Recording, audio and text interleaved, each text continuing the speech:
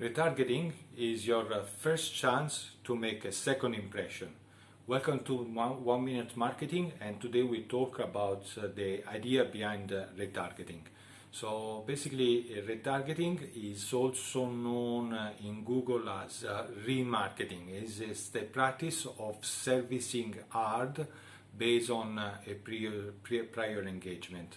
This basically gives a chance to make first impressions. It's like when you see in magazines where they refer to some agent service reprint with relevant ads with or article which the indication is as seen in, and this works very well for the clients and for the readers alike. So retargeting offer, again, as I mentioned in the title, offers a first chance to make a second impressions. So I'll give you an example.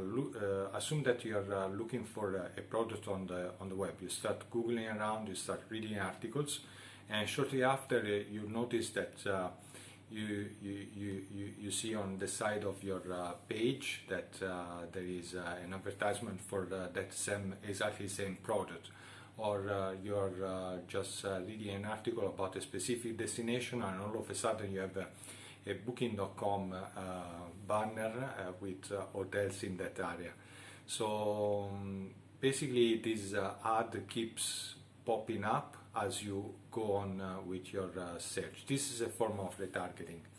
So again, retargeting or remarketing in Google is the practice of servicing ad based on your prior engagement, and it is a form of online advertisement can help you keep your brand in front of your bounce traffic after delivery of the website. For most websites, e-commerce website, there is almost a 2% sale limit, and basically when you manage to drive traffic to your e-store, 2% of those customers will end up buying a product. Retargeting is a tool designed to help companies reach the 98% of users who don't convert right away. This can include even those that have abandoned the shopping cart before paying. There is something that is called buyer remorse, and in this way you can make sure to retarget those clients that have left the shopping cart before the transaction was over. So there are different types of retargeting that are site-based. So there is search retargeting, there is email retargeting, there is dynamic, there is the retargeting that is done in Facebook, and there is CRM retargeting. So the one that is most frequently used is the website retargeting. So how does it work? Retargeting is based on cookies. It's a cookie-based technology that uses some very simple JavaScript snippet code to anonymously follow the audience around all the web. So basically, you place a small piece on an obtrusive code into your web page. This does not affect the performance of your page at all, and is not even noticeable. So every time the visitor comes to your website, he gets stuck. The cookie gets stuck to his searches, to his browser, and later when cookied visitors search around the web, the cookie will let your retargeting provider know that that prospect customer needs to be served a specific ad, and this strategy ensures that people who are targeted only if they previously visited your website. But ads are not free. Retargeted ads are subject to the advertiser's fees. So for example, if you go on Google AdWords, you will have to bid within a certain time frame against other competitors. Obviously, you're not the only website there.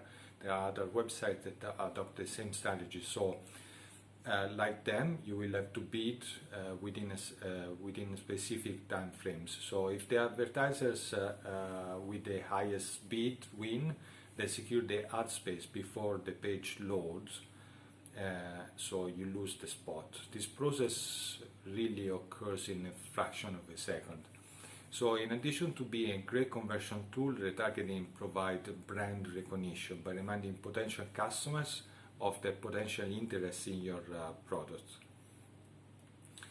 And marketeers that use it actually see a higher rate of ROI than other tools. Another point that I would like to discuss is avoid being annoying. So balance is the key. So you don't want to annoy your potential customers. So if your ad appears too frequently, the ads will not be effective. So you can limit the number of your frequency using caps. When you set up the bids in AdWords, there are specific caps that you can use. So the cap, according to some studies, I cannot reference them now because I don't exactly remember, but I was reading that is around 15 to 20 ad exposures for every month. So you need to ensure that your ads lead interest prospects where they need to go.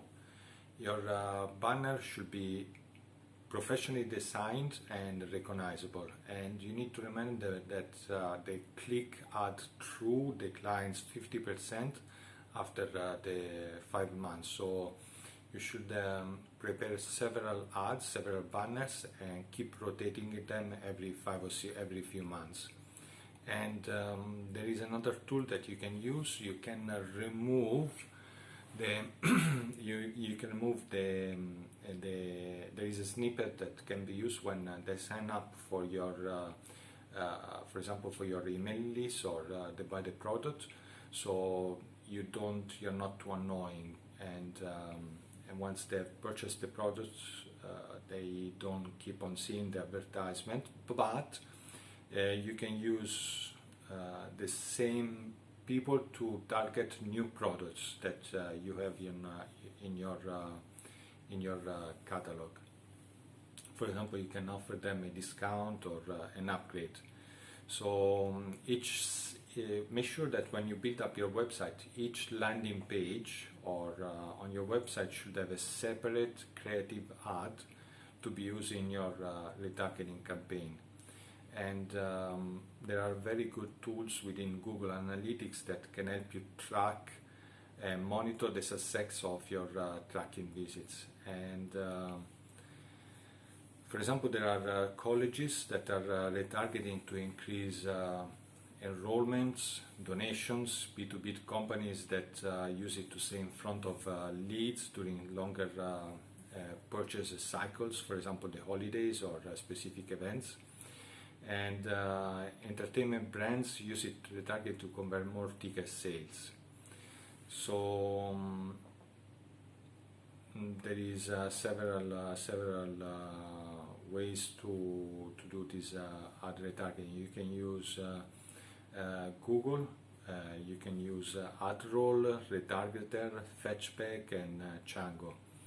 And this retargeting campaign starts at around $500 all the way up to sky's the limit. This was 1 Minute Marketing. Thank you very much, and I'll see you next time.